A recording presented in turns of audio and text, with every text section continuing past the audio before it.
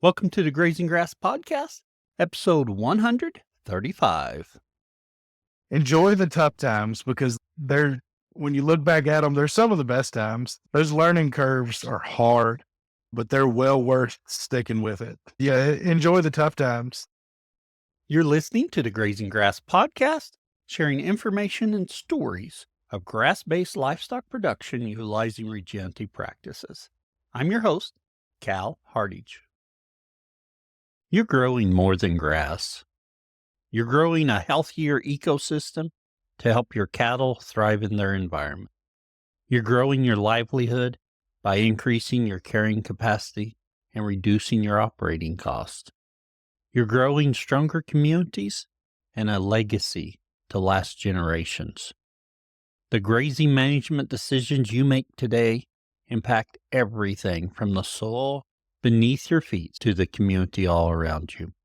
That's why the Noble Research Institute created their Essentials of Regenerative Grazing course to teach ranchers like you easy to follow techniques to quickly assess your forage production and infrastructure capacity in order to begin grazing more efficiently.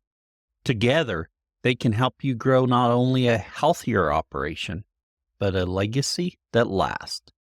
Learn more on their website at noble.org/grazing.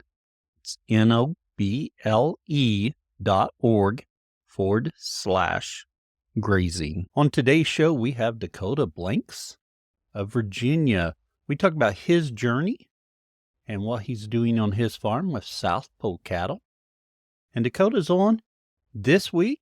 And this week he is hosting, him and his wife Ruth are hosting the South Pole Field Day.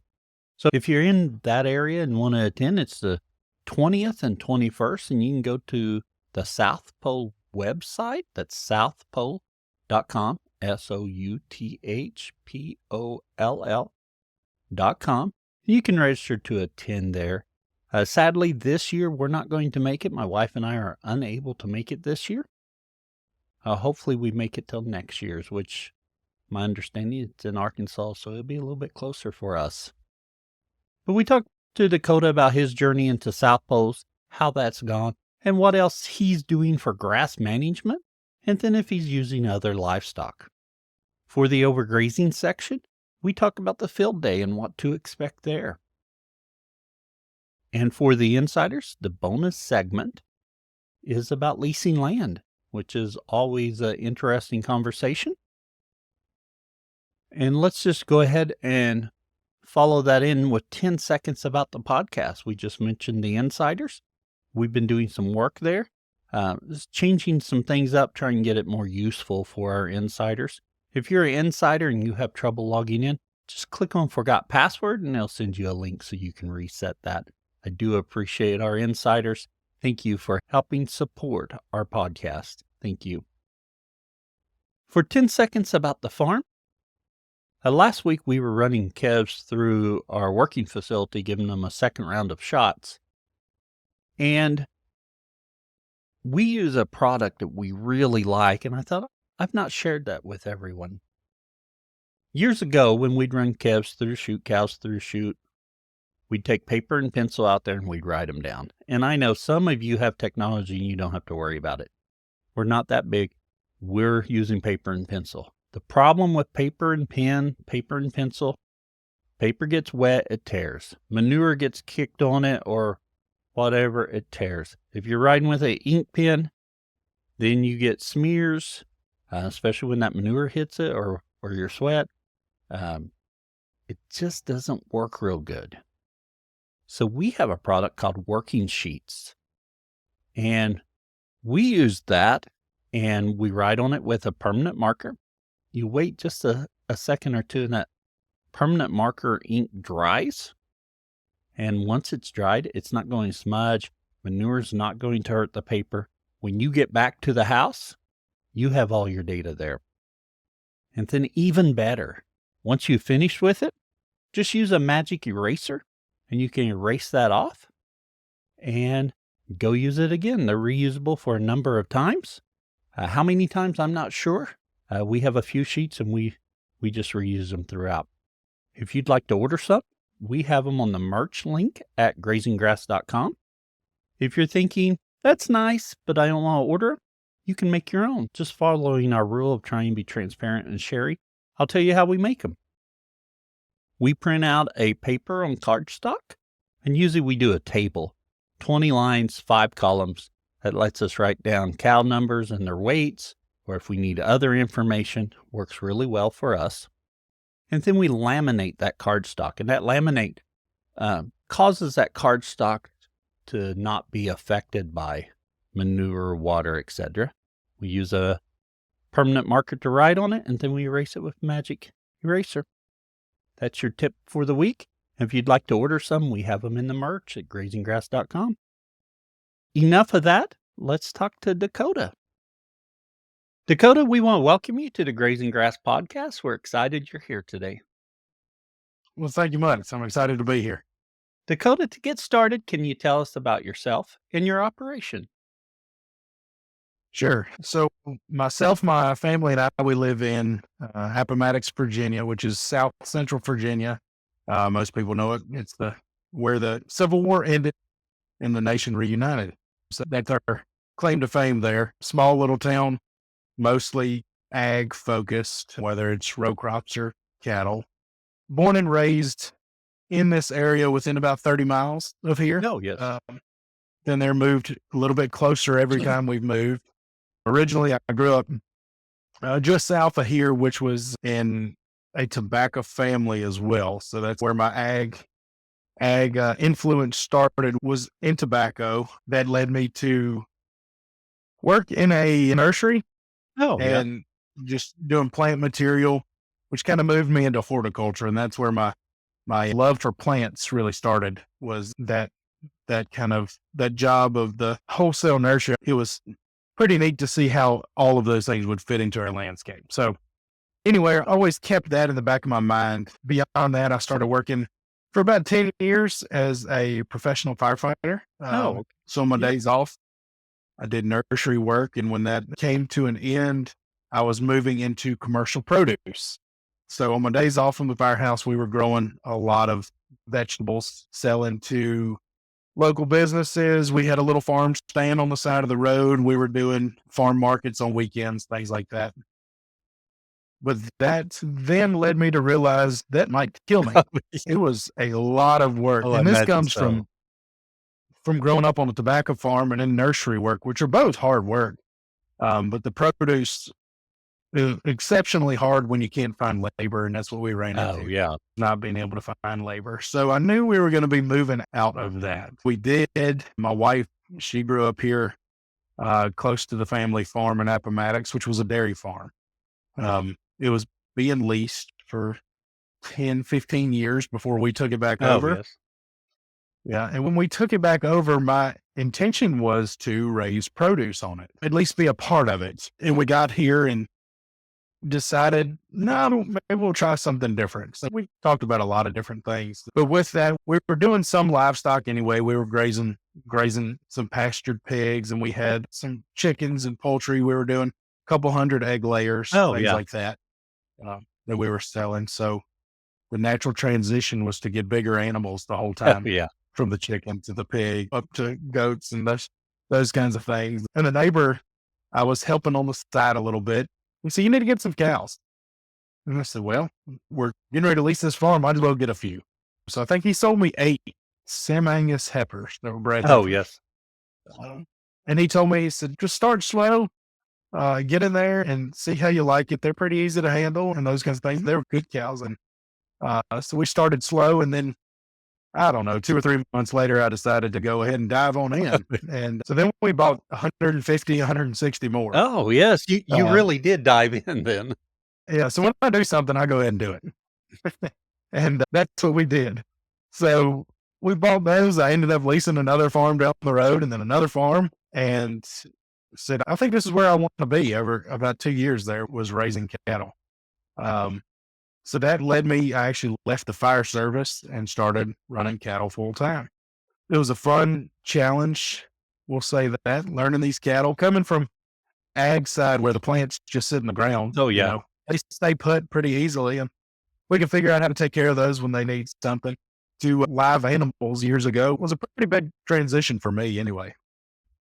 So I decided I wanted to learn as much as possible about cattle. I started going to cattle schools across the country, started just visiting every farm I could, talking to old guys, young guys, anybody who could give me any advice on cattle. Started working for a pretty large seed stock ranch as well. And so I got some really good exposure to a lot of cattle really quick. Oh, yeah. And that was really good for me, was I got to see the good and the bad of thousands of head of cattle really quick. And how did So you help with that seed stock operation? for probably about 2 years, Oh, yeah. somewhere around there. Um, and but what it taught me the most was what I knew I couldn't do anymore. It was a place we sold some quote unquote some of the best bulls around that you could find. But the inputs there were pretty overwhelming. Oh, yes. And I was looking at my cattle and we were running more continuously grazing kind of stuff. I'd move them around once a month to a different pasture, things like that. But I knew there was no way that range could be sustainable with the amount of inputs that we were putting Oh, through yeah. there. And I asked them one day, I said, what happens if we just didn't do this? What if we just stopped feeding these things salads or stopped feeding? Oh, well, they'd fall to pieces. And I thought, well, that doesn't make sense. Right. So looking at it and running back to my operation, I said, I think we're going to go broke if we keep doing this. I'm pretty Oh, certain yeah. of it. And looking at it, so it led me into the grazing aspect. So what can I do first? Well, cows eat grass. Let me learn this grazing concept. So I remember years ago, I started going to the beginner grazing schools and learning how to move the cows around. Oh, yes. And I just wanted to dive into that. I just wanted to have as much information about that grazing as possible because it went back to my ag and horticulture side was I understood grass plants. Oh, I right. understood how plants, what they needed to grow and thrive and survive. And I said, well, let's try grazing these cattle a little bit harder. So then I said, we're going to do this thing of, I read one of Jim Garish's books and I'm like, I'm going to move these things every day. I'm going to move them every day. We're just going to see what happens and utilize all this grass. And man, when we did that, these cattle fell apart. They fell Oh, apart so yes. quick. Now, you had 8 SimAngus you'd purchased. When you purchased the remaining 150 head or so, were those SimAngus as well, or what breeds were those? They were mostly Angus-based commercial Oh, cattle. Angus-based commercial. Yeah.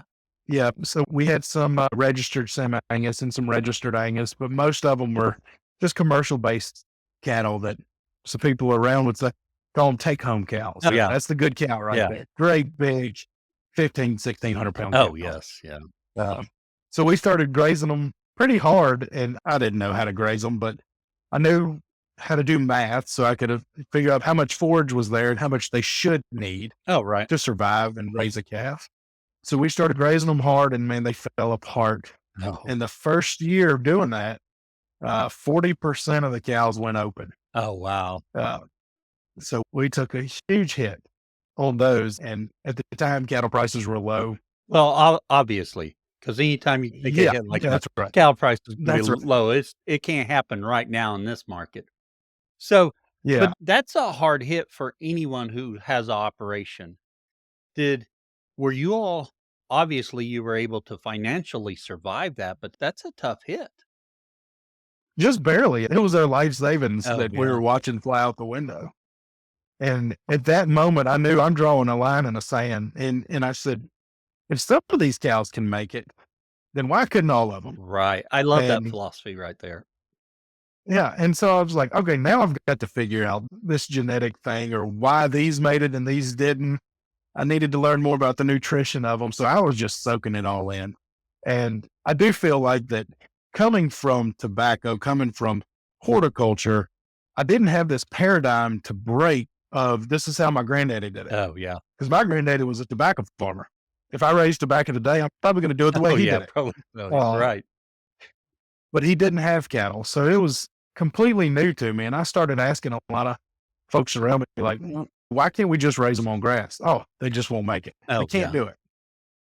And I thought, well, some of them did it. So, and I don't recommend that to anybody, just pulling everything away immediately. It's such a hard hit that It's not fair to the cows sometimes too, quite frankly. Right. That's one of those things where we talk about sometimes when we get on this journey, and I mentioned it in the episode that just released last week, that sometimes we get on this journey and we see that end goal and we're like, we're going daily moves, we're no fertilizer, we're doing no inputs, and we're not, our animals aren't there ready. So sometimes we got to do some things we don't want to do long term to get us to the point. Yeah, and so even our land was this fertilizer addicted Oh, land. yeah. And taking a step back, our first year I put down fertilizer and we went into drought like the minute it came out the back of the truck. Oh, yes. And so then our nitrate levels got so high in the grass, we couldn't even graze it. We were afraid we were going to kill cattle. Oh, with it. yes. And that was the last time we ever used fertilizer. Oh, yeah. Because I told somebody else, I said, well, I should have just put $5,000 in a barrel and set it on fire. Because that's basically what we just did. Oh, yeah. Uh, you know, and so we started grazing tight. The cattle started falling apart. We shipped that 40%. We had another hit of, before it was cool, years ago, the coronavirus, but coronavirus for cattle. Oh, yeah.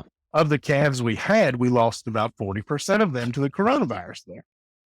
And it was one of those times where you couldn't think anything worse could go Oh, wrong, yeah. but it was a very trying time. But it led me to figure out that some cows can handle, I'm handing them, and some cows can't.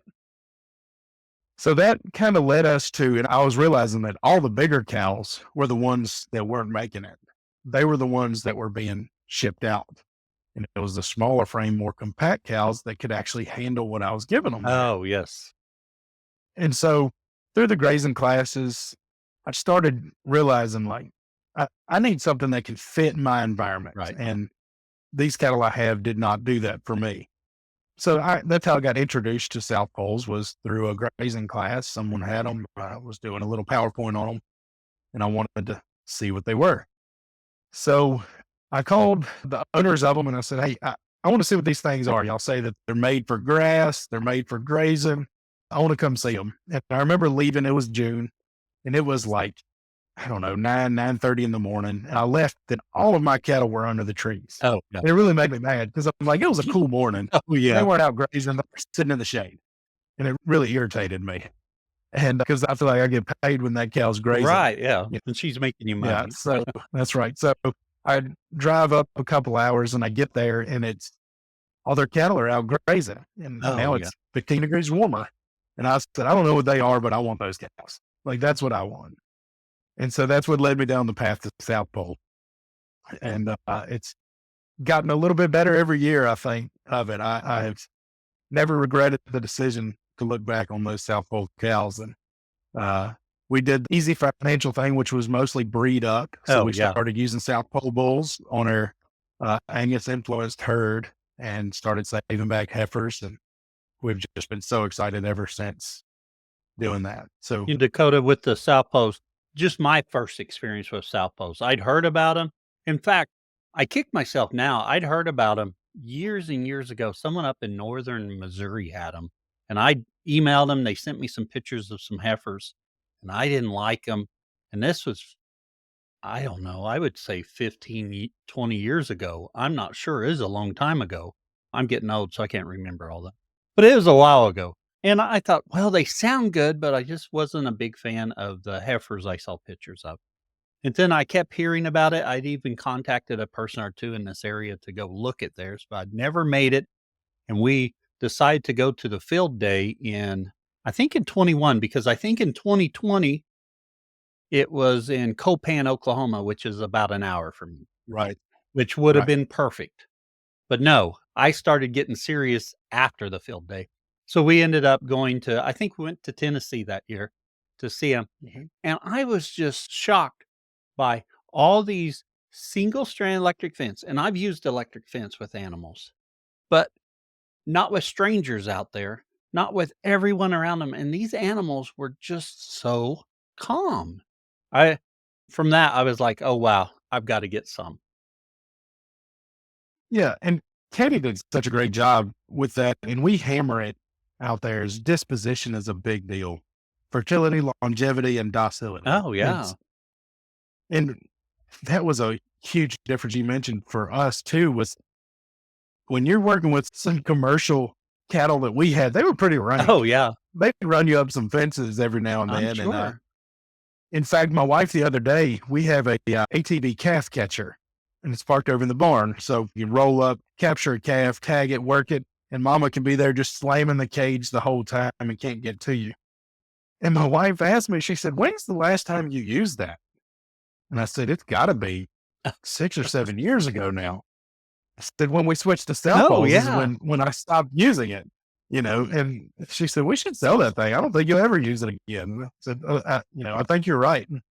Yeah. And for our kids to be out there, and we don't want any Oh. pets. We don't treat anything as a pet. I don't like rubbing bulls on their heads. They're still bulls. Oh, The right. cows are still cows.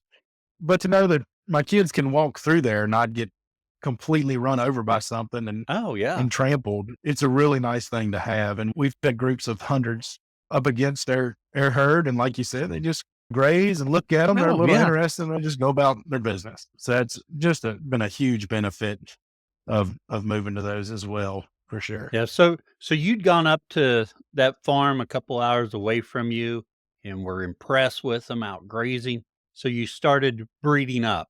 And I'm going to initially, when you say that, I know exactly what you mean, but then I have to remember not everyone listening knows what we mean when we say that. So, what do you mean that you started breeding your cows up? Yeah. So what we did was I tried to buy the best South Pole bull that I could find. I called Dave Roberts, who is Teddy Gentry's farm manager, and I said, "This is what I'm looking for. What do you have?" He said, "Well, come down and look."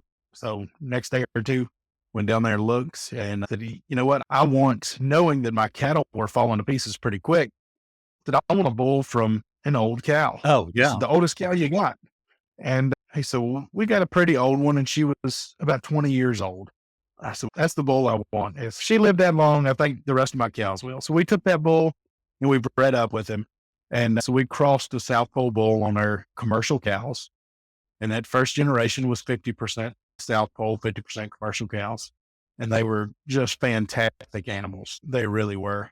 They got smaller, more compact, they got slicker, and they got more docile Oh, yeah. immediately. And so we kept doing that, the first 50 percenters. And then the next generation, we used a different bull and we would get 75 or 3/4, as we call them, all the way up to a purebred status, which can take you 7/8 or 15/16, depending on if it's a bull or heifer. And like I said, we did buy some full bloods in after a while, and just because we wanted a few different types of genetics Oh, we were yeah. looking for. But the breeding up is just such a fantastic thing, I think, in our breed. Females are hard to find. Yes. Yeah. They're can be pretty expensive right now because a lot of people want them and there's not many of them. But the bulls, they can be such a quick improvement for your herd. I always tell people you can buy a sorry bull and get 50 sorry calves. You can buy a great bull and get 50 great calves that Oh, year. yeah. So, you can change your herd quicker with a bull, I feel like, than you can doing anything. And so I've never shied away from spending good money on Oh, bulls yeah. with that. And through that, we were able to really, even though we had commercial cows, we could find out which cows adapted to our area. So we weren't buying a lot of cattle from outside the area. We took the cows that did work, the cows that survived that going to that daily move grazing, that Right. tough grazing, and adapted well to our area. And then we just bred to them and created this adapted herd. And so it was just a pretty easy way of doing it. It takes more time. I mean, Oh, yeah. you're 6 to 8 years from getting your purebred animals. It was very cost effective for us as well, doing that. And the bulls hold a lot of value Oh, yeah. too. So So, put you on the hot seat for just a moment. Purebred or full blood? the best animal. Give me the best Oh, animal. yeah. I like that I'm philosophy. not, Yeah, give you the best animal and go with it. Yeah. I want to move my herd forward. I want to move these cattle forward. I'm not looking at papers. And I tell a lot of people too, I buy somebody's program. If we're Oh, yeah. buying animals, we're buying that person's program. So I really want somebody who runs their cattle a little bit harder than I do, because Oh, if they do, I know that they're going to do extremely well in my right. place. Yeah. Yeah. And so purebred full blood, there's some sorry full bloods out there, and there's some sorry purebreds, and there's some great of each. The main thing is finding those adapted cattle that fit your area that can perform well at your place. Oh, yeah. But no, I'm not a stickler for those two things. There's such a slim difference when you get to them. When it all comes down to it, I'm not going to choose for paper. I'm going to choose for the animal. Oh, yeah. That's my philosophy, and I'll stick to that for sure, because I'd much rather have even a half blood. If she's fantastic, I'd rather have her than a really sorry purebred or whatever. Yeah. I just want the best animals I can have to move my herd forward. Right. Yeah. And that makes great sense. It gets really tough sometimes when you spend money for animals and they don't perform like you expect. So you got to be careful on that. Don't spend more than you can afford to lose. Right. And that's one thing I will say generally in the South Pole breed, the breeders who have been around for a while. Oh, yeah. They're stuck to their guns on that of, if it's sorry, you cull it. Oh, yeah. If it's aggressive, you cull it. If it doesn't breed, you need to cull it. Yeah. If it can't walk, you need to cull it. So that, and Teddy's the first one to talk about that, is you've got to have a hard, strict culling regimen in order to keep it. And it is, you don't want anybody to lose money, but when you pay a lot of money for something, you didn't know what you bought, and she didn't get bred, or she raised a sorry calf, or they're crazy, they got to go down the road. And it's a hard thing to do sometimes. I know 100% it's a hard thing to do. Yeah. It's just something I tell people, you just got to close your eyes and do it. That's it. Yeah. Now, when you started with your commercial herd and you started going these once a day moves, let's talk about your infrastructure to get there. Did you have to go do anything so you could jump in and do once a day moves, or were you pretty well set up so it was easy to transition to? So yeah, we did a lot of infrastructure, and the way we did it personally. So we're connected to the Chesapeake Bay. So we have fencing programs that will assist you in fencing cattle out of the creek. Oh, yeah. To keep the nitrogen from going down to the Chesapeake Bay and harming the bay. So we did one of those practices where we fenced out the creeks, and we made, I want to say originally 6 paddocks on the farm. Oh, okay. So maybe 6. At that time, we were grazing about 160 acres on this one farm here. So we made 6 paddocks, and we put a well in, and we put some waters in. But beyond that, I just started buying a lot of polywire and started cutting it down further and further and further. So we were taking 30 and 50 acre paddocks and making them half acre, 1 acre paddocks of it. That was a big help, was that watering system, just to be able to move them around. Oh, yeah. Yeah. Because otherwise we've got parts of the farm that are 3/4 of a mile away from the other end that would never be utilized. And truly, on their farm, it was always utilized for hay. So people cut the hay and they shipped it out of here. So they took all our nutrients, all our minerals, and just shipped them out. Now we put the water system in, we can put cattle on every inch of it, and as we need to. So with your watering system in place, how far are your cows having to walk at the most for water? Probably 800 to 1,000 feet most of the time. Yeah. Something like that. And so we're wagon wheels set up around the farm basically, but tried to keep them within about 1,000 feet of each other. And you can tell the utilization starts dropping off at that furthest point. Oh, yeah. But we make them use it now. So it's been a great blessing to have those things put in for sure. When you put in your water, did you put in permanent watering troughs? I did. So I think I did 21 or 22 Ritchie waters. Oh, yes. And I like the Ritchie waters. I think they're great. If I did it again, I wouldn't. Oh, yeah. Wouldn't do those. Well, that was actually my next question, Dakota. What would you do differently with this process? So continue on. That's right. Well, I would do more pipeline with just risers all over the place. I've seen some setups like that, that maybe I could put more water points in, but not actually have a pad and those kinds of things, and hook them up and move them around more. Oh. That's one thing I would definitely do. I think it's more cost effective that way. I don't like some of the waters, how you have, for one, you can have erosion around it. Right. You have a heavy manure buildup around that one spot, those kinds of things. But yeah, I would definitely do the risers, I believe, over the waters. Waters have their place in corrals and things Oh, like yeah. that. I feel like that we have them, but out in the pasture, I feel like I'd stick close to the just water points Oh, and yeah. hooking up hose and troughs and moving those around. Yeah. And are you still moving your cows once a day? Generally, once a day. If we have time and we're going to be here a lot, we might move them twice a Oh, day. yeah. If we're not, and I'm super busy, as in we are these Right last now? 2 weeks, Right. Yeah. 3 weeks, we might be moving them every 3 days. We try to never let anything sit more than 4 Oh, days yeah. at that point. We, good, bad, and different, they need to be moved at that point, no matter how big the paddock is, we feel like. But day is always our goal, at least once a day. Oh, with your grazing, are you shooting for take half, leave half, graze a third, trample a third, leave a third, non-selective I think, grazing? What's your goal as you graze? I think it's primarily grass focused still right now.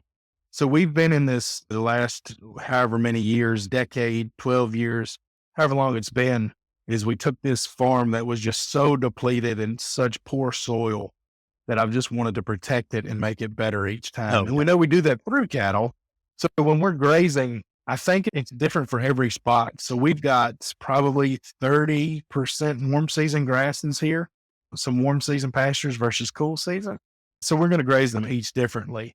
Right now, when people come into the farm, they're going to see it's shaggy, it's Oh, yeah. tall, not willing to really go around and manicure everything. I want people to see this is a working farm and this is how we do it.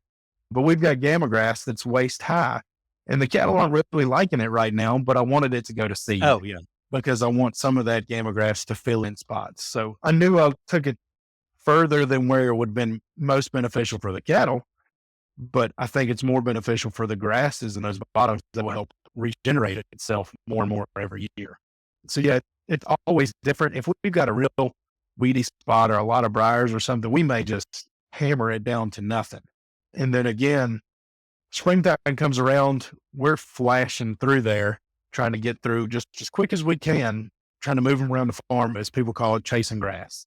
Dakota, I love your answer there because I think when we sometimes we get wrapped up on which grazing we want to strive and do when they're all tools in our pocket or in our toolbox and we want to pick out what works best for this particular paddock, what our goal is, what we're doing there. And it's going to depend like you let that gamma grass go to seed, or maybe you've got an area that you're wanting to graze down and more of that non-selective grazing. They're all tools in our toolbox. Sure, and you're going to graze fescue-based pastures that are heavy fescue, different from switchgrass, Right. and that's Yeah. different from the gamma grass. And we've got spots of Indian grass coming back native, and we everything is different. We do have a good portion of annuals growing right now as well Oh, that yeah. we've seeded in that we're just trying to play with and see what happens with it. So, you the best thing about grazing cattle is that I'll probably screw up today, and I'll try again tomorrow, I and agree. Yes. it'll be okay. It'll be okay. It'll come back. Yeah. So it's really fun. And some things that have changed over the years for me is, I guess, too, I've realized we love the cattle and we love our herd, but we love this land too. And so I've got to make it better every Oh, day. yeah. Every day I need to make it better for my kids, that hopefully they have something to make a living off Oh, of right. when they're older. But another point is we're also trying to steward the land for the animals that are on it, not just the cattle. Oh, So yeah. we graze it as people come in, they'll see the warm season grasses are really tall right now, but I know there's a lot of quail in there at the moment Oh, yeah. and they're being protected and they're going to have some winter cover. And quail's not something that we have around here. Oh, yeah. But we do. Yeah. We do have several coveys of quail out here, and we've got tons of rabbits and tons of deer and turkey and bear and those kinds of things that weren't here 15 years ago. They just Oh, weren't. yes. It wasn't any habitat for them. So Right. we're trying to keep good cattle habitat and we're trying to keep good wildlife habitat as well, to where everything can not only survive, but thrive here on the farm. Oh, yeah. And the more species, the more abundance, the pollinators, all of it. I love seeing anything that new that shows up. I'm just super excited about. Oh, yeah. Yeah. I love going out here, and like you said, we don't see a lot of bobwhite quail, at least not like we used to when I was a kid. but we have a few cubbies here on the farm, and I love seeing those. One thing we don't have yet are wild turkeys, and I've seen them a mile or 2 away, but they haven't made it to us, so I'm hoping to get Oh there. man. Yeah, yeah. That's one of our favorite things to do is spring gobbler hunt. Oh, So yes. Now, when you were starting in on this journey, you were doing produce and you were doing some other animals. Have you gone completely to cattle, or do you still have some other animals there? so yes and no. So we moved last year to the farm. And where we were at, we were about 20 minutes away. I was driving here once, twice a day, moving Oh, yeah. cows, things like that. So I decided we need to build a house over here, and we did, and we moved last year. With that, we had sold all of our pasture pork, those kinds of things, because I haven't set up areas for those yet. Oh, yeah. We sold our chickens and whatnot. So this year is kind of a new rebuilding year for us. 25 will be anyway, and that's to get our pigs back in rotation, to get some more layers on the ground, but we're also going to be adding sheep. Oh, okay. We had sheep in the past, Yes. and they did not fit. They were not adapted. They were just did not work with their program. And so we sold them off. And so after researching for quite some time of where to find the best sheep or who they're from, we're going to jump back in next year on those. And I know I'll have a ton of learning curves on those. So I'm trying to move in a little bit slower with those than I did the Oh, cattle. yeah. We'll start with maybe 30 instead of 500. We'll go slow. There on you those. go. You know, with sheep, I like to think I'm not too dumb, but boy, it was a steep learning curve with sheep. I'm still figuring them out, but it they're not mini cattle, and I know people had told me that, but yet I still tried to manage them like that. So it's Right. interesting. But yeah, that's exciting for you to get to the farm and be there close by so you can it just makes your management so much easier. We growing up, our dairy barn was 2 miles from our house, which is not much, but still that 2 miles was quite a barrier because later on I lived at the dairy or next to the dairy, and it was just so much easier to go do something. So, yeah. Sure. And that 3 a.m. call that you look at your phone and somebody's going to say, hey, your cows are out. Oh, yes. Whereas now, if it happens, I just walk down the driveway instead Right, of much easier, yes. getting in the truck, driving 20 to 30 minutes, looking for them in the dark. Yeah, Yeah. yeah. Yeah. So, Well, Dakota, it is time for us to transition to our overgrazing section, which is sponsored by Redmond. At Redmond, we know that you thrive when your animals do. That's why it's essential to fill the gaps in your herd's nutrition with the minerals that they need. Made by nature, our ancient mineral salt and conditioner clay are the catalyst in optimizing the nutrients your animals get from their forage. Unaltered and unrefined, our minerals have the natural balance and proportion that your animals prefer. This gives your herd the ability to naturally regulate their mineral consumption as they graze. Our minerals won't just help you improve the health of your animals, but will also help you naturally build soil fertility so you can grow more nutrient-dense pasture year after year. Nourish your animals, your soil, and your life with Redmond. Learn more at redmondagriculture.com. The overgrazing section, we cover a topic in a little bit more detail. And going through your story today, you've mentioned you have been really busy. Why have you been so busy? we are getting ready to host the South Pole Grass Cattle Field Day, September 20th, 21st. It's quite the event. And I'm sad because I'm gonna miss it. We had hoped to make it out there, but we're not gonna make it this year. But I've always enjoyed going out. But as I've gone to the different field days, that is a ton of work. And so let's just talk about that journey. How did you decide, or how did you all did someone twist your arm so you host a field day? Oh, they certainly did. Oh, yeah. No, not at all. This was probably 5 years ago. My wife and I were actually trying to think about this when it signed up. 5 years ago, I was visiting some friends and some producers down in Florida, and they were saying, we're looking for people to host Oh, field yeah. day. At this time, they were talking to a board member, and I wasn't on the board at that point. So I threw it out there. I said, well, we'd probably host a field day. And at this point, back then, those field days were 200, Oh, yeah. 250 people, maybe, I guess, somewhere around there. Still fairly small, but just a really great time. And I've always enjoyed going to the field days. You just meet so many people, Oh, you do. Yeah. so many great producers. But it's like I've said it a many times, like the animals in this breed are fantastic, but the people are better. And I truly believe that. There's just a lot of good Oh, people there is. Yeah. with it. But we offered up, hey, we'd be willing to do that. And they're like, oh, okay, well, when? I said, well, whenever y'all want, give us a few years. And how does 2023, 2024 sound? No, that's fine. But over these last 5 years, the breed has really expanded a Oh, yeah. lot. It's really blown up. So it's a little bit bigger than we said Initially. yes in 2019, but it's just fantastic. So we're excited. It's been a lot of work, but we're praying for good weather and just that everyone stays safe, has a good time. There'll be some really nice cattle here for people to have the option to purchase and some great speakers. So we're going to release this episode next Wednesday, which is the 19th, if my math serves me right. Maybe the 18th. I don't know. It's right in there. If someone hears about it then, are they still able to come to field day? Absolutely. You can register online at southpole.com, or you can show up the day of, and we'll be glad to have you. We will find a seat for everybody that shows up. We will find a meal, and I think there's something for everybody: beginners, old experience, cattlemen that have been doing it for 75 years. There's going to be something for everybody. Nonetheless, it's just a good group of people to get to know. It is. Let's talk just a little bit about what it's going to look like. Not that I don't know. For me, I'm always like, what's it going to look like? So in the past, there's usually a big tent, and that's where the speakers are. The cattle are set up somewhere else. The auction's a little bit different. We'll talk about that in just a minute. But how's it going to be set up there?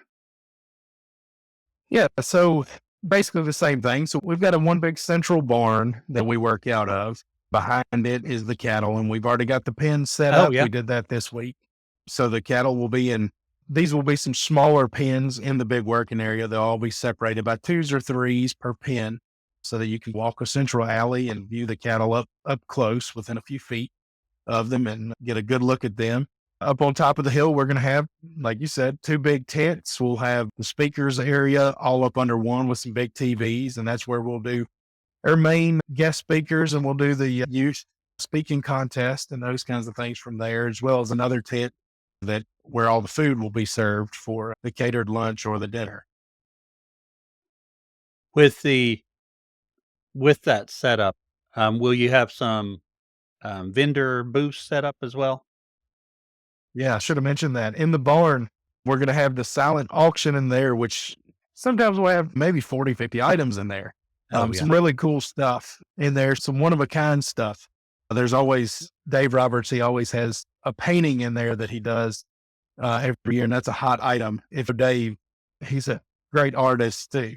But as well in the barn, we're going to have some vendors set up. So there'll be, I don't know how many we have at the moment, 6, 8, 10 different vendors that will have some stuff out there that they're showcasing, and some guys with cattle shoots and things like Oh, yeah. that. So it'll be plenty to do. The farm itself will be open for tours. We're going to do pasture walks and things like that. We'll hopefully have a kind of a path mode around everything, and people can just meander across the farm, see what we see every day. Oh, yeah.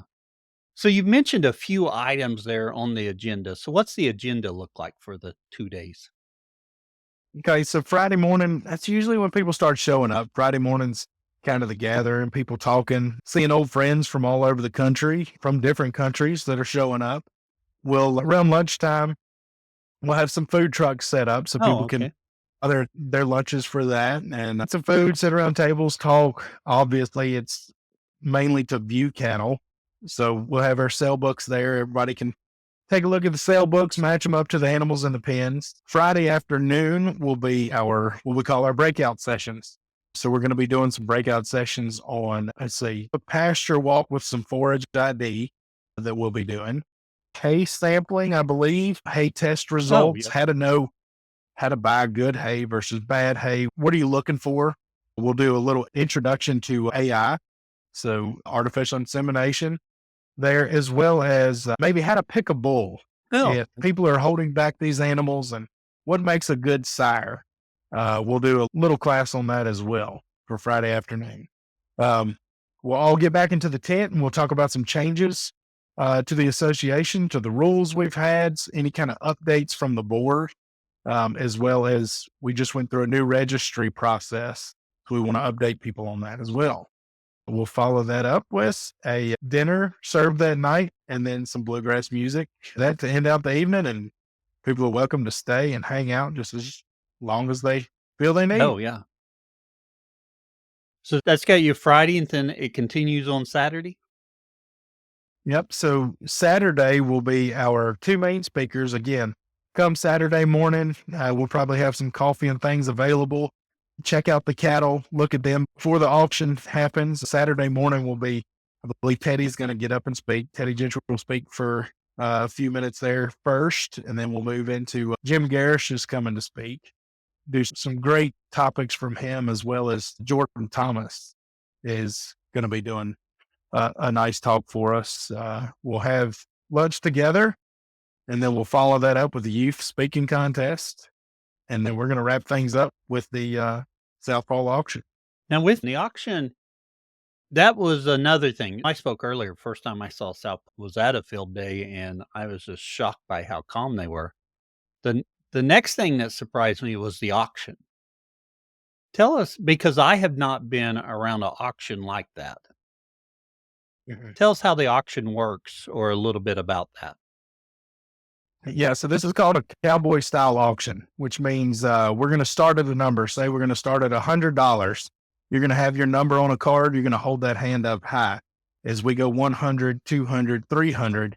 Whenever you hit your limit of what you want to pay, that card drops. And the last person holding the card is the one who wins that animal. Pretty slow. It's easy to hear. We've got a great auctioneer that does it for us, and things are very clear instead of a fast rolling auction that you may not know what you bought it for. So it's slow enough that everybody can get their bids in and be comfortable with what they bid, but fast enough that we can move on through the auction. I have a funny story. I hate to share it because it shows I'm not the smartest one around. Years ago, we used to raise some bottle calves and went down to Sulphur Springs, Texas, because I was wanting to buy a set. And my dad and grandpa went with me. And I could not understand the auctioneer very good. I wasn't exactly sure how much I was paying, except I knew I wanted a load. I went down there with that purpose. It's a 6-hour drive for us. I was going to come back with a load, and I could tell enough or understand him enough. I knew the range of the prices, but I wasn't exactly sure how much I was paying per calf.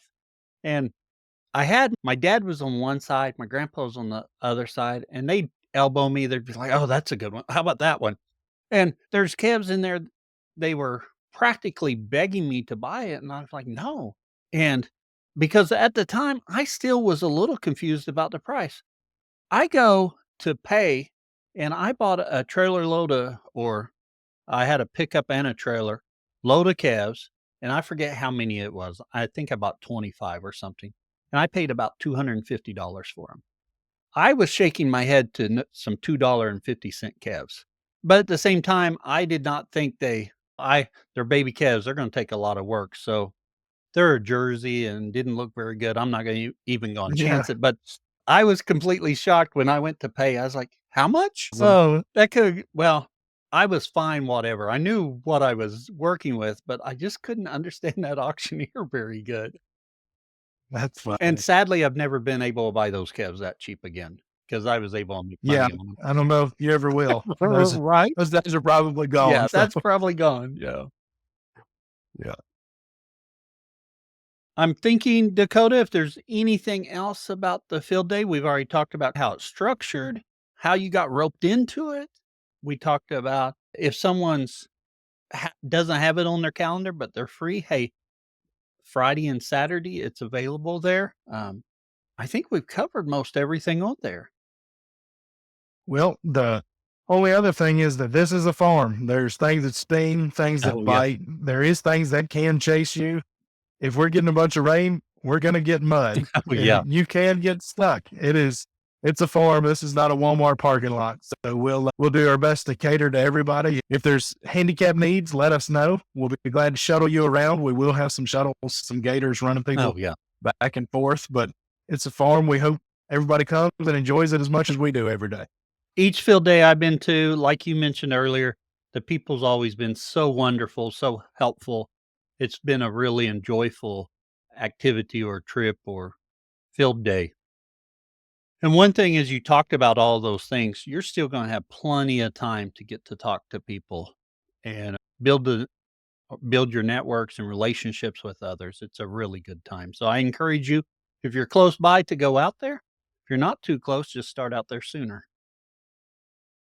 That's right. That's right. We're taking people from all over, so it's fine. Well, Dakota, let's move to our famous 4 questions, sponsored by Ken Cove Farm Fence. Ken Cove Farm Fence is a proud supporter of the Grazing Grass podcasts and grazers everywhere. At Ken Cove Farm Fence, they believe there's true value within the community of grazers and land stewards. The results that follow proper management and monitoring can change the very world around us. That's why Ken Cove is dedicated to providing an ever-expanding line of grazing products to make your chores easier and your land more abundant. Whether you're growing your own food on the homestead or grazing on thousands of acres, Ken Cove has everything you need to do it well. From reels to tumblewheels, polytwine to electric nets, water valves to water troughs, you'll find what you're looking for at Ken Cove. They carry brands like Speedrite, O'Brien's, Kiwi Tech, Strainrite, Job, and more. Ken Cove is proud to be part of your regenerative journey.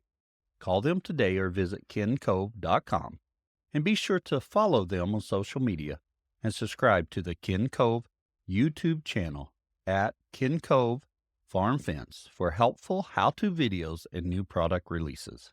They're the same 4 questions we ask of all of our guests. Our first question: what is your favorite grazing grass related book or resource? Oh, there's so many. There is so many. I think one of my favorites is Walt Davis, How to Not Go Broke Oh, Ranching. yeah. That's a big one. I'm very numbers focused on everything that I do, and that will help you a lot. There is just how to not go broke is a really good thing to learn. Oh, it is, yeah. And it's an excellent resource, like you said. Yes. Dakota, what's your favorite tool for the farm?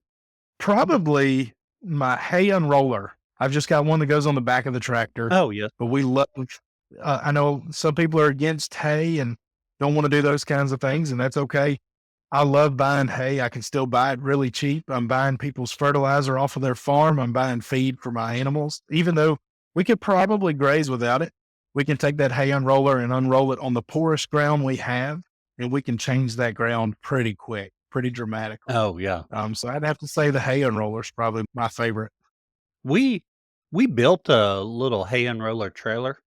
We used Greg Judy's photos and welded up our own, but we just purchased one to go on the back of the tractor. So I'm excited to try that out this year because the trailer, professional welders, but it does come with a guarantee. So we have to go back and re-weld some parts on it. Yeah, yeah, I gotcha. I gotcha. Yeah, I think- they're good tools to have. Oh, yeah. Dakota, our third question: what would you tell someone just getting started? Soak it in. Enjoy the tough times because they're when you look back at them, they're some of the best times. Those learning curves are hard, but they're well worth sticking with it. Yeah, enjoy the tough times. I like that. Enjoy the tough times, enjoy the moments, don't miss out on them. That's so important because we all get in this, and I'm as guilty as anyone, that I'm looking forward to that next thing, and sometimes it's important just to slow down. I I say And sometimes, I would I'm say not, almost all the time. I'm not good at that. I'm terrible at actually slowing down and enjoying the moment. So this is me reminding Oh, myself. yeah, yeah. Enjoy the tough times, yeah. Very good advice. And Dakota, lastly, where can others find out more about you? Probably through our website at wendyacrescattle.com. We're on there. You can reach out to me. My phone number, I believe, is on there. We've got an Instagram that believe is Wendy Acres Farm VA. My wife runs most of that, so she'd probably does post that. I don't even know what's on there, quite frankly. But feel free to shoot me an email. My phone number should be on there. happy to talk to anybody about cows, grazing, cattle farming, any of it. I love talking about this stuff. So Well, very good. We will put those links in our show notes, Dakota. And Dakota, we appreciate you coming on and sharing with us. And we hope you have a wonderful field day and maybe the crowd will be even larger than it's been. well, I don't know. Let's not hope for too much. Let's not hope for too much. But no, we appreciate it. We're excited. We're excited. Very good. I really hope you enjoyed today's conversation. I know I did. Thank you for listening. And if you found something useful, please share it. Share it on your social media. Tell your friends. Get the word out about the podcast. Helps us grow. If you happen to be a grass farmer and you'd like to share about your journey, go to grazing-grass.com and click on Be Our Guest.